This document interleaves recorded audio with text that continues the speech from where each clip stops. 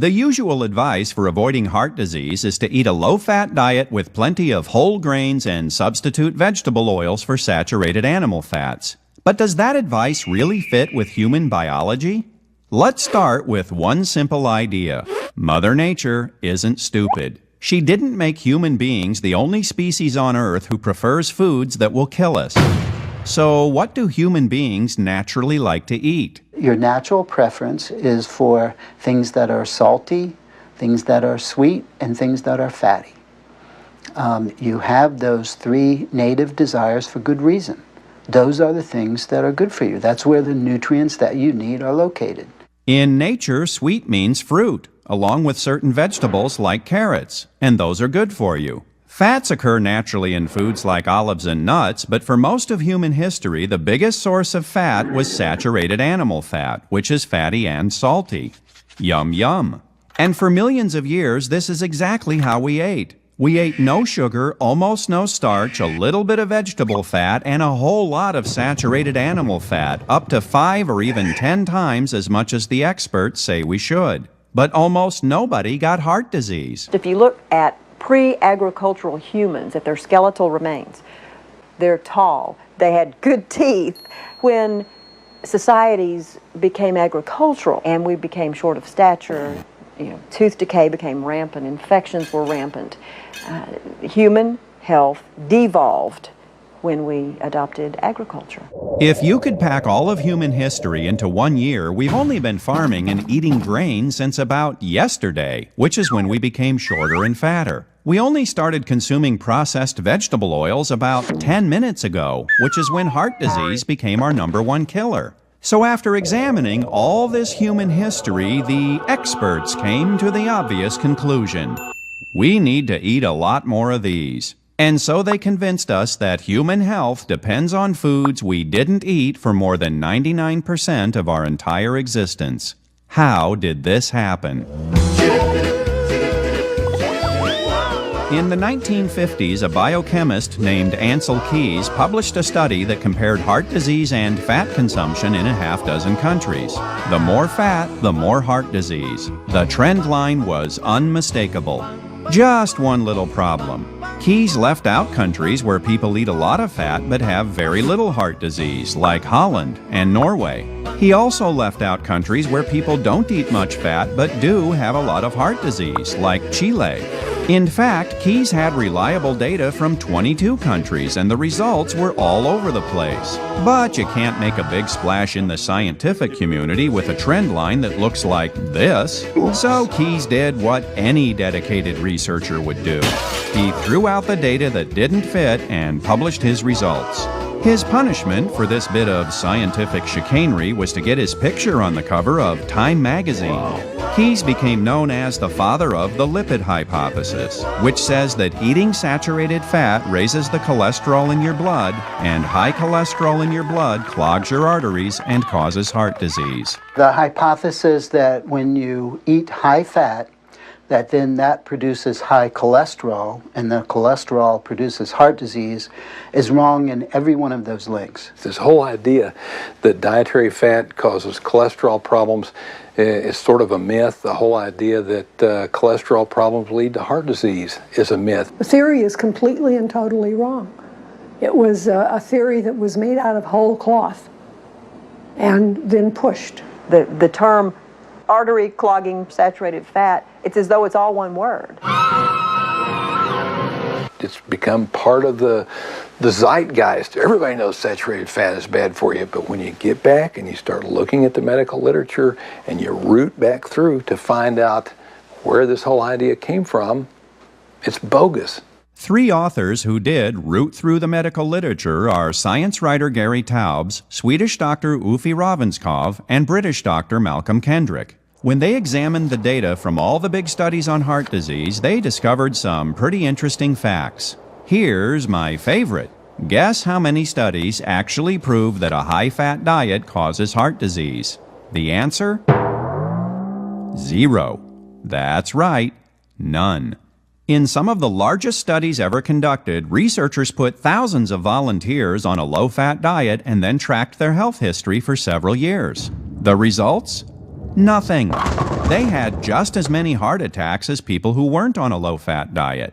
Since 1948, the Harvard Medical School has been following the diets and death rates of the entire population of Framingham, Massachusetts. One of the researchers involved in the Framingham study called the lipid hypothesis the greatest scientific scam of this century, perhaps of any century. And after more than 40 years, even the director of the study made a rather startling admission about what the study data actually shows.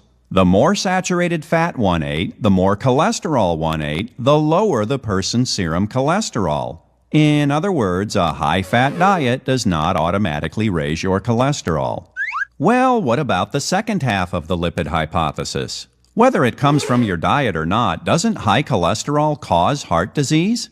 After all, that's what the experts have been telling us for 50 years. Lots of people have bad heart attacks and have low cholesterol. There's not really a huge correlation there. You've got people who have heart attacks and who develop plaque who have high cholesterol, people who have low cholesterol. There's really not any correlation. Michael DeBakey, the famous heart surgeon, compared the medical records of more than 1,700 of his own patients. He found no relationship between cholesterol levels and heart disease. When Dwight Eisenhower had his first heart attack, his cholesterol was only about 165. Wow, that's a nice healthy level there, General. So if high cholesterol doesn't actually cause heart disease, what does? The newest theories in heart disease development don't have anything to do with cholesterol. They have to do with inflammation. Cholesterol does not cause heart disease. Cholesterol is the thing that heart disease acts upon. The heart disease is the inflammation and the oxidation, the plaquing out of cholesterol once it becomes oxidized. So many people have been found that have low, normal or low cholesterol, and they still have bad heart disease. But most of those people, when they're checked carefully, will have signs of inflammation. To understand how inflammation can cause heart disease, let's look at what cholesterol actually does. Cholesterol is one of the most important substances in your body. Without it, you'd be dead. Your brain and your nervous system are full of cholesterol. The walls of your cells depend on cholesterol. Nearly all of your hormones are made from cholesterol. This stuff is so important, almost every cell in your body can make its own cholesterol if it has to. The heart disease story we all know goes like this. If you have too much LDL or bad cholesterol, it builds up in your arteries and makes them narrow. But if you're lucky, HDL or good cholesterol gobbles it up and clears it away. It's a nice, simple story. And it's a load of baloney. For one thing, LDL and HDL are not cholesterol. They're proteins that carry cholesterol through your blood. LDL carries cholesterol from your liver to your tissues, and HDL carries old cholesterol back to your liver where it's recycled. If you want more HDL, the last thing you need is a low-fat diet. What makes HDL go up? Fat in the diet. That's what raises HDL. So you increase the fat in your diet, and your HDL, deemed by even the most fervent anti-cholesterol person as the good cholesterol, HDL goes up. That's right. In spite of what the experts told us, 27 different studies have shown that eating saturated fat raises your HDL. And despite its bad reputation, not all LDL is actually bad. LDL comes in different size packages. They're little small, dense, BB-like packages, and they're big, round, fluffy, cotton ball-like packages. And the small, dense ones, it turns out, what's called the type B LDL, are the most harmful ones. And the big, fluffy ones aren't particularly harmful at all. Heart disease doesn't begin when your cholesterol goes up. It begins when your arteries become damaged or inflamed. LDL then does exactly what it's supposed to do. It brings in cholesterol to help the healing process. But if small LDL becomes damaged by oxidation, it can penetrate the wall of the artery. If the inflammation and oxidation continue, a plaque begins to form. Now you've got heart disease. So does a high-fat diet produce too much small LDL? Nope.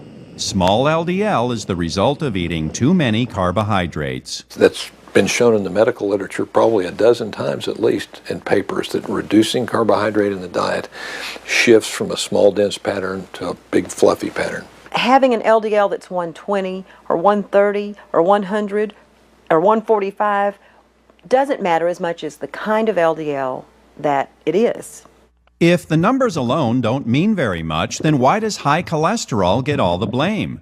Research consistently shows that smoking, elevated blood sugar, and emotional stress can cause inflammation, damage your arteries, and lead to heart disease.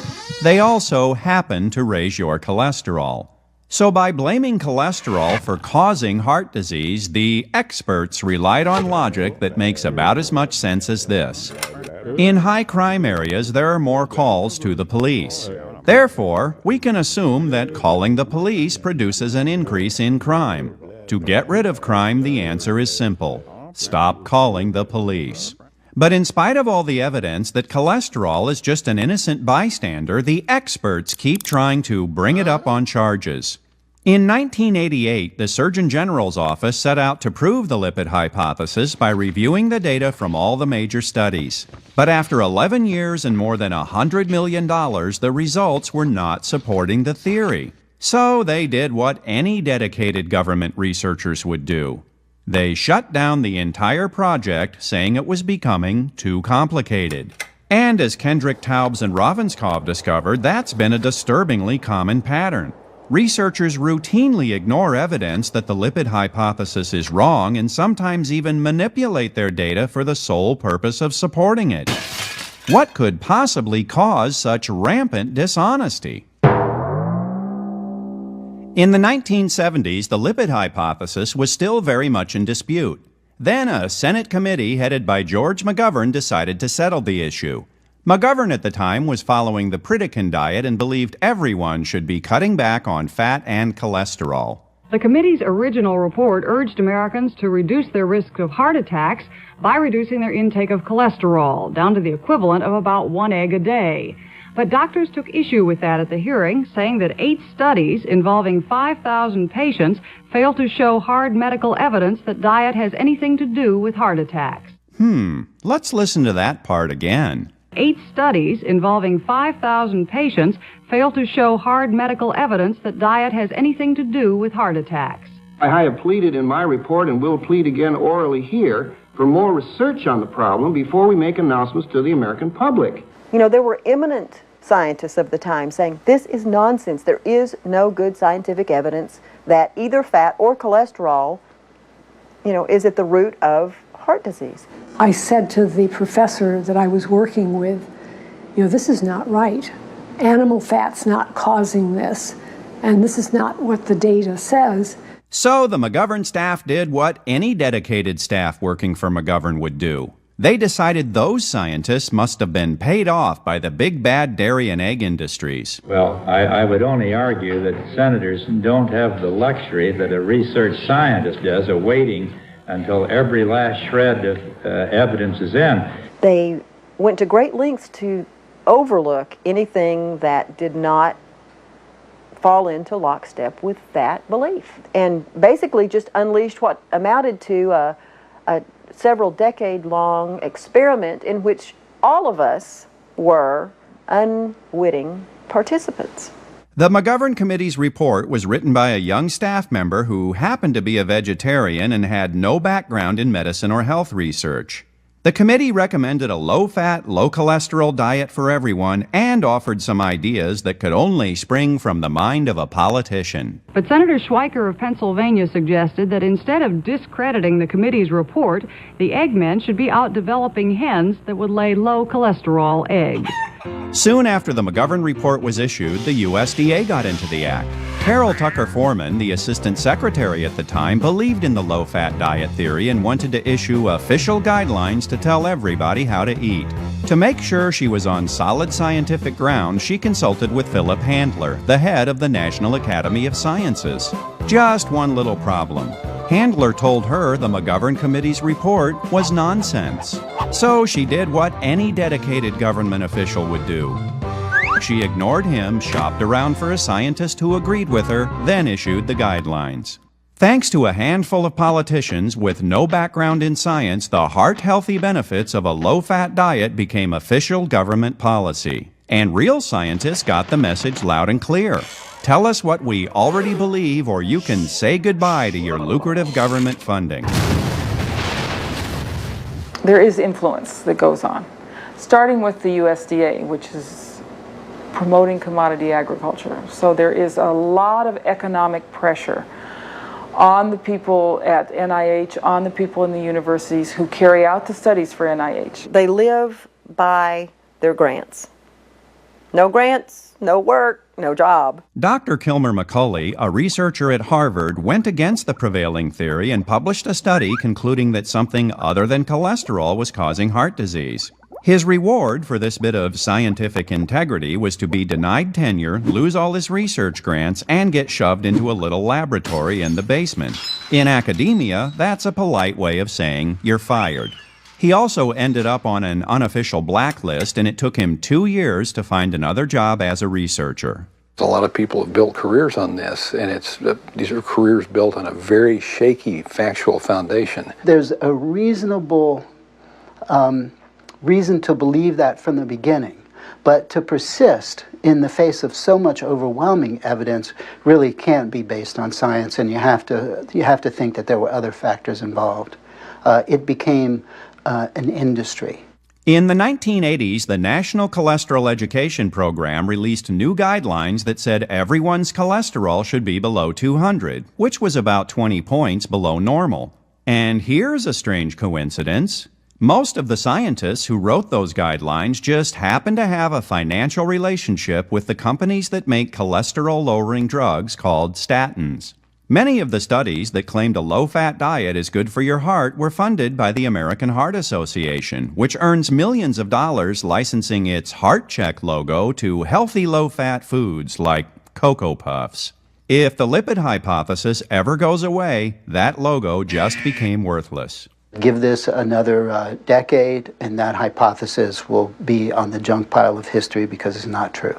Okay, so maybe the lipid hypothesis isn't true. So what? What could possibly be wrong with cutting back on saturated fat and getting your cholesterol as low as possible? We now have this terrible phobia of fat, of animal fat, which the body needs to be normal, to be healthy. Your immune system is fat dependent. I mean, your brain is fat dependent. Your skin, your hair, your nails, all these things are fat dependent. Your sex hormones are fat dependent, are cholesterol dependent. They're made sort of on a cholesterol molecule. If you are elderly, over the age of 60, and if you're a woman of any age, the cholesterol is a complete non-issue. In fact, the higher your cholesterol, the longer you live. And this shows up in study after study. And yet, in spite of those studies, drugs that lower cholesterol are being marketed to women. But take a good look at that little disclaimer. If it doesn't prevent heart disease, why on earth would you take such a powerful drug? There is absolutely no benefit for women of any age in taking statins. I mean, statins are a waste of money for women. There's some real problems with taking statins.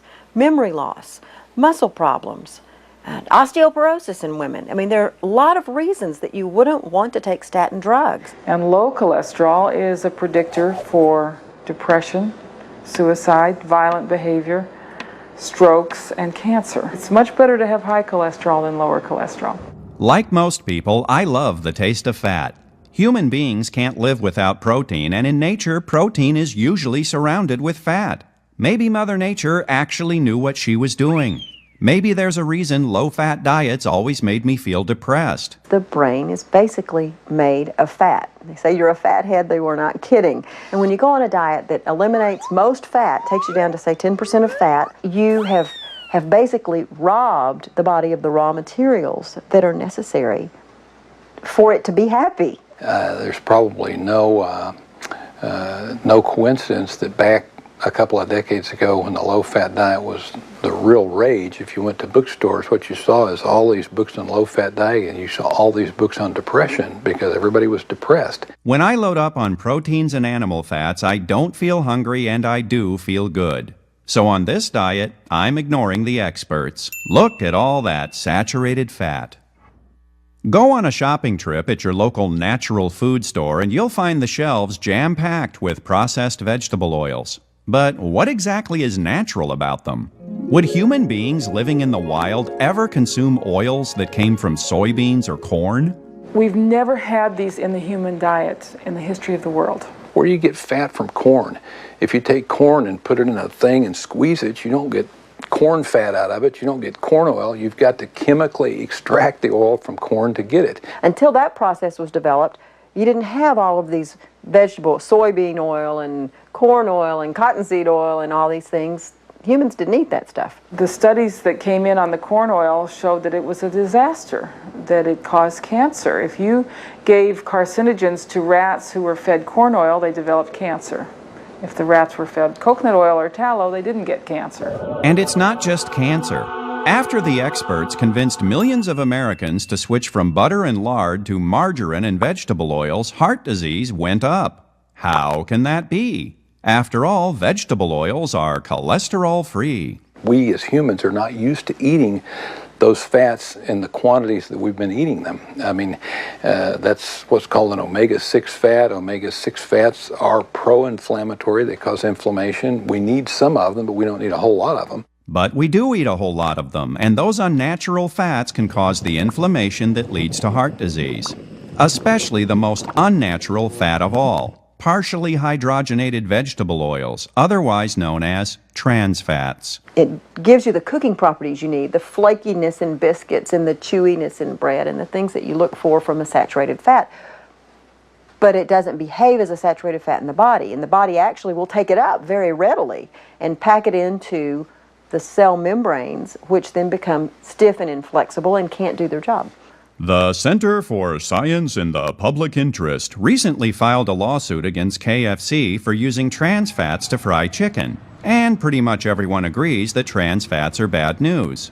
So why do the restaurants even use them? The old McDonald's French fries, for example, were cooked in beef tallow, which is a saturated fat that's got lots of stearic acid in it. Stearic acid is a long-chain saturated fat that's been shown to actually either lower or have no effect on cholesterol. It's a pretty innocuous fat. They had very well-publicized, very carefully orchestrated protests outside of McDonald's and the other fast food chains. Took out petitions and went after them. And they made them change. And what they made them change to, of course, was partially hydrogenated vegetable fat. And he came up with one of his papers which said trans fatty acids not guilty as charged, and distributed all of this. Here is the head of the CSPI. And they're still in their journals. In other words, all you have to do is go take a look at it, and they said trans fatty acids not guilty as charged. So their big jihad to get rid of saturated fat ended up making everybody switch to trans fats. Somebody evidently said to them, "You're wrong, there's something wrong with the trans fatty acids," and they did an about-face. Now, the same group, the CSPI, is going after people for using trans fats, and they're only using the trans fats because they went after them for using the saturated fats in the first place. And they lied, and they said, "Oh, we've been telling you all along that the trans fatty acids were a problem." And they just simply lied. Apparently, believing that people were basing their diets on $10 buckets of movie popcorn, CSPI scared people away from a perfectly natural, healthy fat. The study found 70% of all theaters tested still popping with high-fat coconut oil. The scare was invented by Center for Science in the Public Interest, who, by their own admission, was being supported by the soy industry. It's a saturated fat, but it's a good kind of saturated fat. It's got lauric acid in it, which is a good sort of immune-enhancing saturated fat. I mean, there's nothing in the world wrong with coconut oil. They wanted the movie theaters to use partially hydrogenated soybean oil instead of coconut oil. And what does it get replaced with? Trans fats that are much worse. Thanks to the experts, the politicians, and the radical vegetarian nutcases, we've been scared away from perfectly natural animal fats that kept us healthy for millions of years. We scared men away from saturated fat, which helps to produce testosterone, and now we take Viagra. We scared parents into giving their kids skim milk while their brains are growing, and now we've got kids who can't concentrate and take drugs for ADD. And worse, the experts convinced us to switch to highly processed and completely unnatural fats that cause inflammation, weaken our cells, and make us sick. This was all being pushed and advocated by people that Americans trusted, by our government, by people wearing white coats, scientists and doctors. And they were wrong. They were simply wrong, and we are reaping the whirlwind of the consequences today.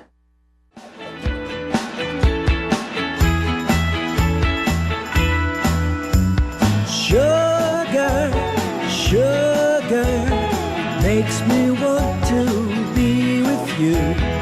When I see you, my dreams come true.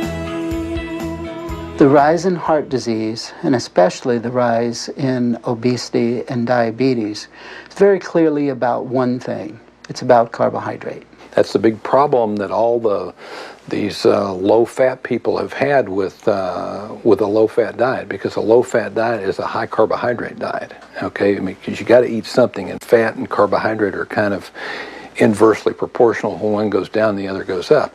Which is exactly what the experts told us to do. The USDA food pyramid recommends a low-fat diet that includes up to 11 servings per day of grains. To be based on grains is not the native diet for any mammal. There's only one group of animals that lives well on grains, and that's birds. You know, the USDA food pyramid is more about selling agricultural products than it is about selling health. They're totally committed to what can be sold in the commodity markets. So that's wheat, corn, soybeans, sugar. A few years ago, I went back and pulled some labels off of feed sacks in a farmer's co-op and ran them through my little nutritional computer. I mean, there's virtually no difference in the macronutrient composition that farmers use to feed animals to fatten them up, and that the USDA uses to tell us how to supposedly slim down. In the 1990s, the Food and Drug Administration decided it was time to help us slim down. So they ordered food manufacturers to adopt a standardized nutrition label that includes recommended servings of protein, carbohydrates, and fat. FDA Commissioner David Kessler said it was the most important battle for public health he'd ever waged. Stories in the media were full of happy predictions about how much smarter Americans were going to eat, thanks to all that good government advice. And since then,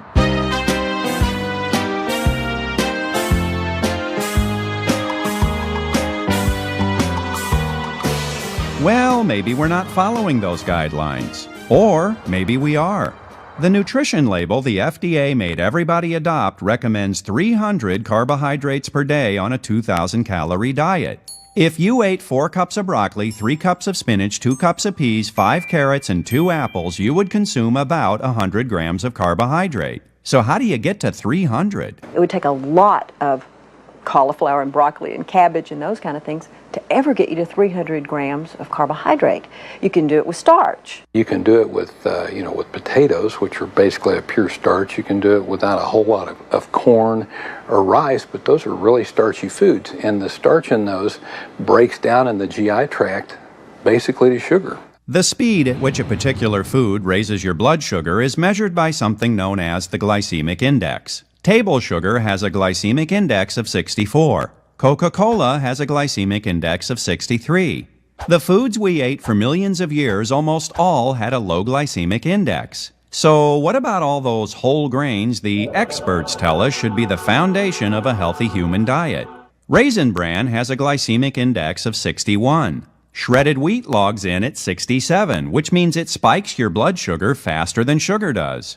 And depending on the brand, whole wheat bread raises the bar to around 70. So whether they intended to or not, the FDA and USDA are telling you to load up on sugar. And lots of it. The amount of blood sugar in your blood, if you have a normal blood sugar, is a little bit less than 1 teaspoon. 300 grams of carb that comes as potato or pasta, even if it's whole grain pasta or whole grain bread, that converts to a cup and a half of sugar. If you were to put a cup and a half of sugar directly into your blood, you'd be dead. Your blood sugar would go sky high. Since high blood sugar can kill you, your body has to bring it down. And that's how metabolic syndrome begins.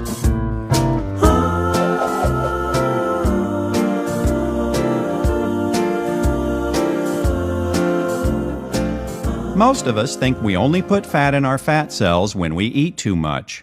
But as Gary Taubes explains in Good Calories, Bad Calories, your fat cells are like rechargeable fuel cells. Every time you eat, you store some fat. In between meals, fat comes out of your fat cells to provide the fuel for your muscles and organs. If you're naturally thin, it's because you have efficient fat cells. Fat goes in quickly and it comes out easily. Your body doesn't need much fat because the little bit of fat you do have is a reliable source of fuel. If you're predisposed to be fat, it's because you have greedy fat cells. When you eat, you tend to store calories as fat instead of burning them. And when your other tissues need those calories, the fat comes out slowly if it comes out at all. What are they doing? Did one of you guys forget to pay the food bill? Are you going to eat all that? The end user of food that we eat are our individual cells. And it doesn't matter if it goes in our mouth. If it doesn't get to those cells, we starve. We starve at the cellular level. And so you do exactly what your body is telling you to do. Come on, eat something. Steak, will ya? You eat more. In other words, you're not getting fat because you're eating more. You're eating more because you're getting fat. Remember, Mother Nature isn't stupid. If your fat cells are slow to release their fuel, your body actually works to make them bigger.